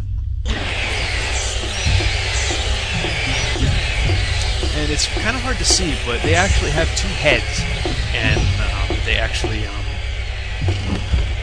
each head, I think, has a blade on it, and it literally just kind of rotates. And if I'm not mistaken, now that somebody actually says Metal Gear Solid, somebody might be able to look this up, but if I'm not mistaken, Snake was actually supposed to... there was supposed to be some cameo stuff, or there was supposed to be kind of like some references to Metal Gear. Metal Gear. But they didn't do it. Why? I don't know. I'm not very good at... I have the UFO saved on one of my older files, so it looks like I planned ahead by a couple of years, actually.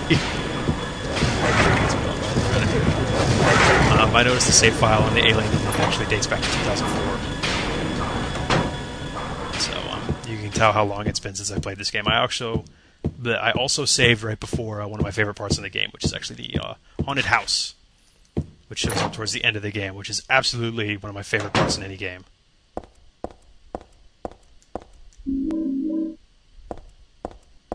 Because I think they honestly do a very good job of...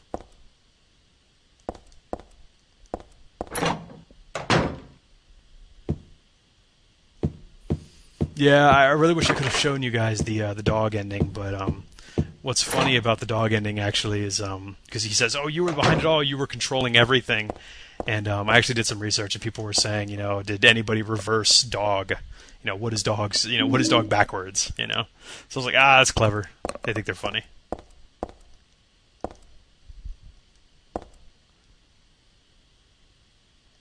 And I actually need a screwdriver to pry that open.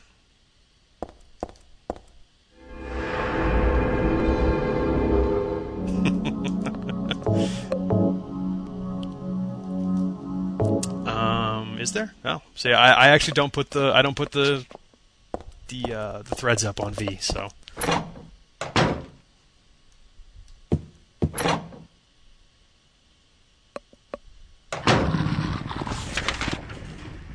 And this is one of these areas where I actually don't believe there's anything actually in.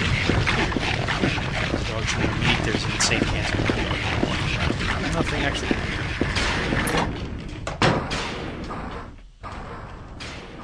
We did get to 100 plus viewers. I think a lot of it, I think people really do enjoy Silent Hill 2, which is great because it's a great game. It's a lot of fun.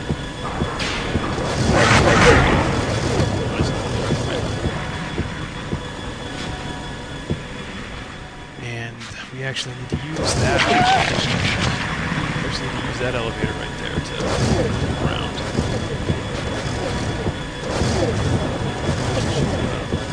I've actually scared into that. It's actually a town. But thankfully, Heather, like her father does,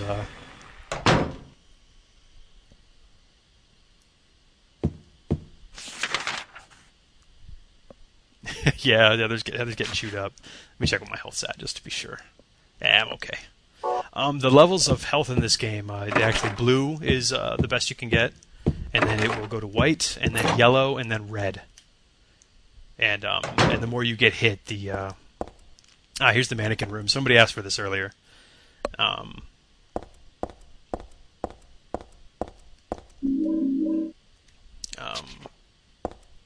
the more you get hit, obviously there's a heartbeat that kind of happens. This is the only mannequin with a head.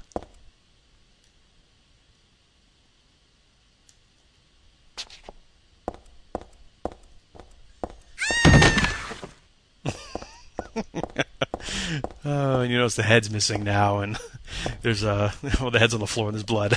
Just a funny little shock moment for people. You're playing this late at night, that kind of stuff can get you. This is on normal, and so is the riddle mode. I'm not trying to impress anybody with my Silent Hill skills. I'm just trying to run through it and talk about it and get people on a nostalgia kick.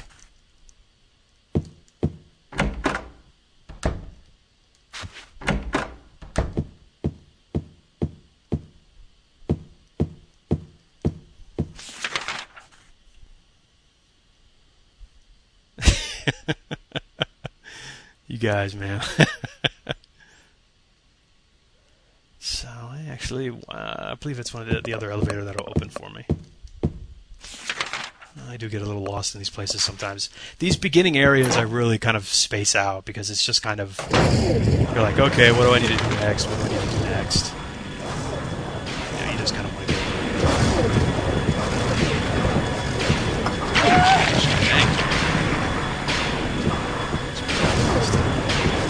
There we go, that's what I'm looking for. Yeah, Silent Hill does kind of stick to this, this theme. What is nice about it, though, is, you know, if you do a Silent Hill 2 style game, which is why I'm glad that they did make this game. You know, my health is kind of a lightish yellow now, but there you go. See, now it's a blue, so you really don't need to worry.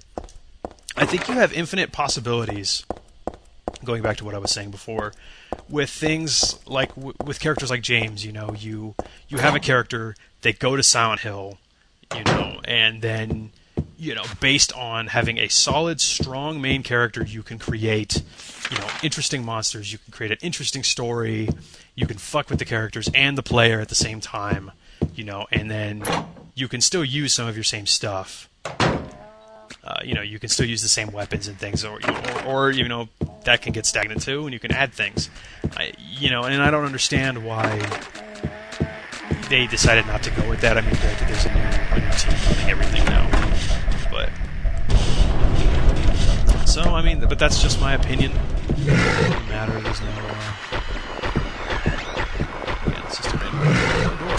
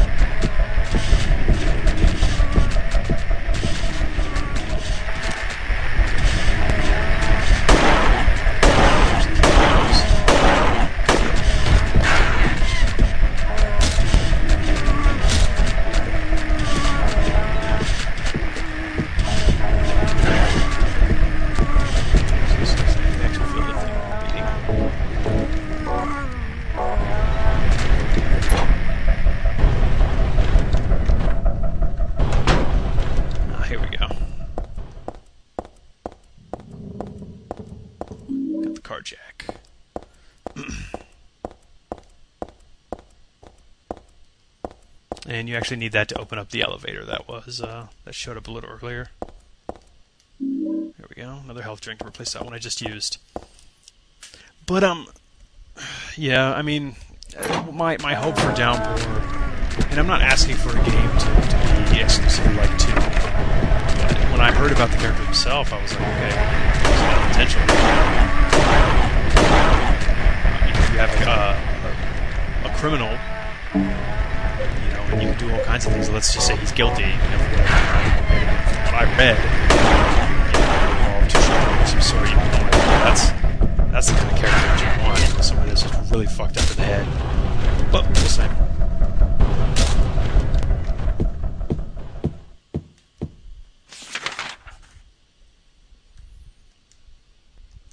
Sorry, I don't mean to have the sound so high, but.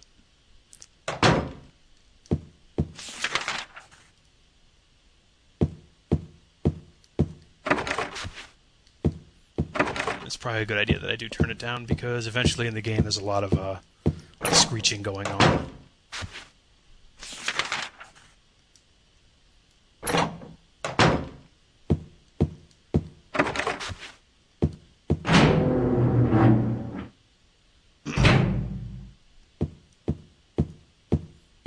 So there's a painting missing right here, which actually comes into play a little bit later.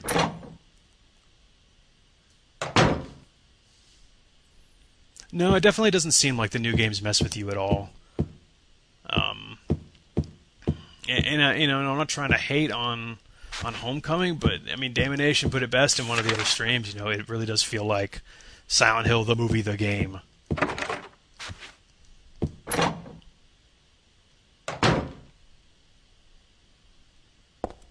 Here we go. One of the best weapons you can get in the game is actually the katana. It actually I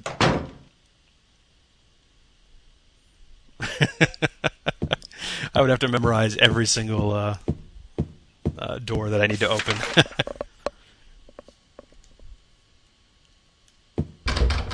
That is pretty hardcore mode, though. There's the screwdriver. And we need to take this screwdriver down to an area at the beginning. I love Damon Nation. I'll tell you, I love Fist of the North Star. I had another buddy of mine. He was playing it at his place one day, and I remember just sitting there watching it all and getting really sucked into it. And then I tried to download a lot of episodes. I love Fist of the North Star. Great stuff.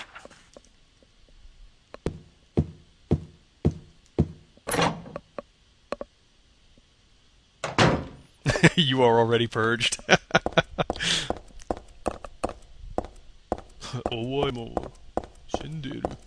Good stuff.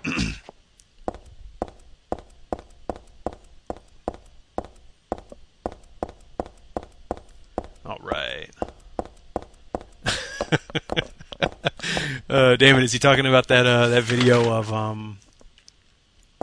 Dead Island where they got all the sound effects from? Yeah, that's great. That actually made me want to play the game, just so I could have that. But I think I have to have the PC version for that.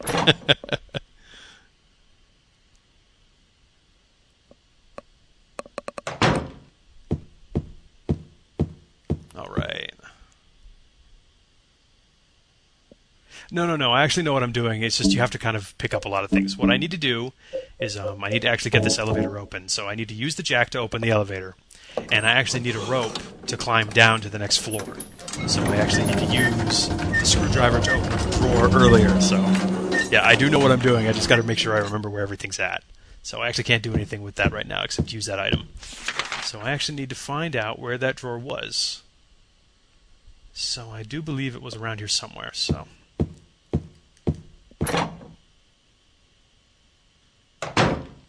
yes, the...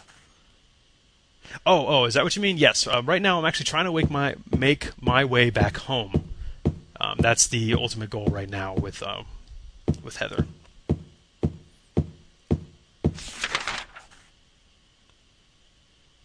I have not played Amnesia before, although I did go out of my way because somebody mentioned it in another stream. They asked me if I would stream it, and I watched another person that was streaming it play the game, and it looks very fun.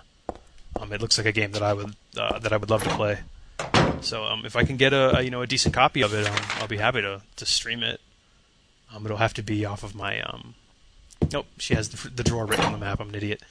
I don't know how the stream games. Yeah, I should just buy it on Steam. My other mod mentioned that they were selling EVP for like $5, but then when I went and I checked, it was the newer one, which I actually didn't enjoy because I would love to stream. Because I do tend to stream to stream like Doom, a lot of those games too. So, but that's in the future, you know. We're still trying to focus on Silent Hill. There's still a couple Resident Evil games I need to play. There we go. And this should give me the rope I need. And now we can go down the ladder. Yeah, if you guys have any games that you want me to play, just ask. I have actually played Resident Evil 2 and 3 earlier, but I think I actually haven't mentioned on one of my pages around here. But I have no problem playing those games again for anybody.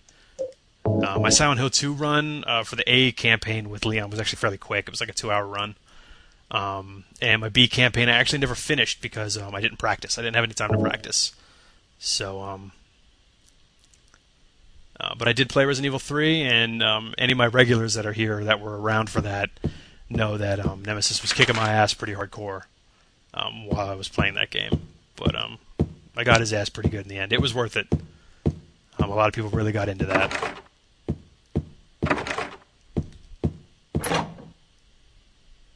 It's really hard to kind of classify what exactly some of these monsters are. Now, what are you looking at, girl? There we go. Alright, more beef jerky, which I'm hardly even using, which I should be using. And if I'm not mistaken, we are about to meet another character in the game.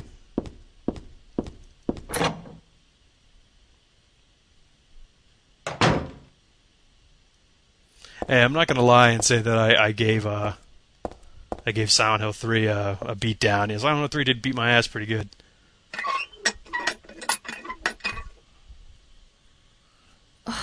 I knew it.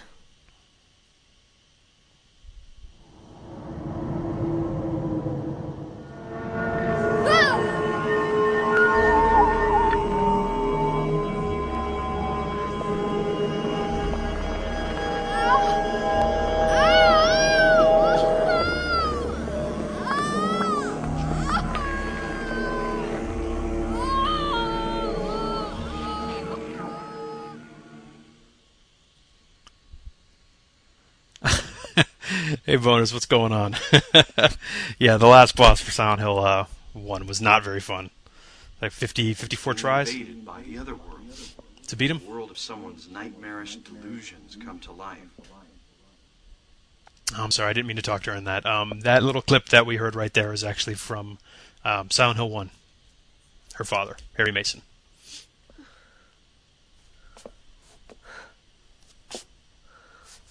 Oh no, not again. Did she do this too? And again, like I said, I really do enjoy Heather as a character. Because if I was her, I would have kicked the shit out of that tub too and been like, what the hell? Great camera angles in this game. And I have played the remake. Somebody asked me that earlier. I have played the remake. I'm better actually with Chris than I am with Jill. It's a nice little freaky thing right here. Lots of baby references, things to children.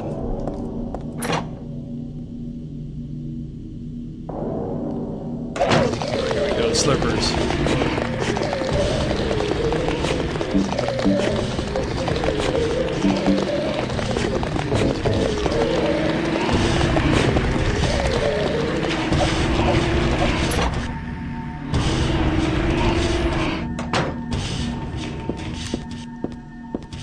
And again, if the sound effects get a little too loud for you guys, just let me know.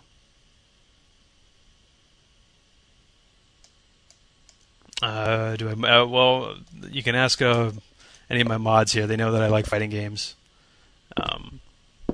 quite a bit. But I do really I gravitate towards survival horror quite a bit, and I have for a very long time.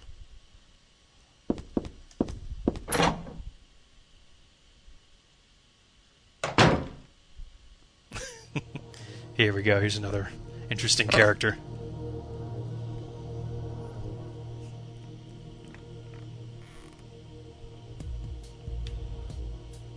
Heather.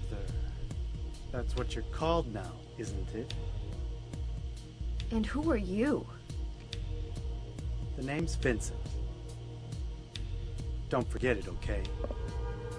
I'm on your side. So you say. But how do I know you're not with her? Her? You mean Claudia? Please don't lump me together with her. She was totally brainwashed by that crazy old hag. Well, I guess crazy old hag is a bit harsh. She is your mother, after all. My mother? What do you mean? You don't remember? So Harry didn't tell you anything. I guess he hid the truth to keep you on his side. Hey, that figures. He's a pretty sneaky guy. Don't talk about my dad like that! Sorry. I apologize. Please, calm down. How do you know my father anyway? I know everything. I know about your past, too. Then tell me what's going on. You don't know even that? That's why I'm asking. If you know